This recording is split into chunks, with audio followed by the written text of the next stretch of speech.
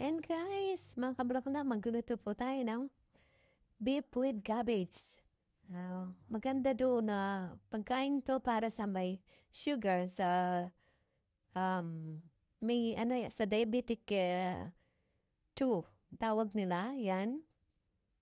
Ang dami kasing bawal sa food, so ito hindi naman siya bawal. Mas maganda ang cabbage sa may sugar, may diabetic.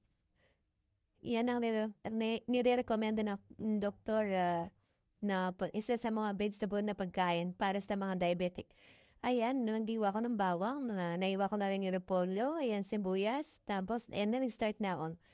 Nagyan ko ng olive oil, piprito ko lang yung beef. Kasi Muslim country to, so beef ang gamit natin, pero kung nasa Pinas kayo, pwede yung pork. Ayan po. So, piprito ko lang yan hanggang sa lumambot ng konti, and then dinurog ko yung paminta. So, timplahin lang natin. Ayan, gigisahin natin ang bawang, sibuyas. Lalagyan ko po yan ng paminta, asin, at saka soy sauce. Konting soy sauce at saka konting patis. Yan na po yung, kayang, yung, ayan po siya. So, iaano lang natin yan. Yan, titimplahan natin. Yung pampalasa ba? Yan si soy sauce. Nagyan ko ng konti. At, konting patis. Ayan po.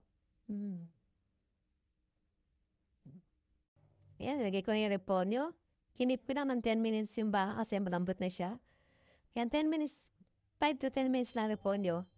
Ayan na po, luto na siya. Ganun lang po kadali. Maganda to sa may sugar na food kasi ang dami pong bawal.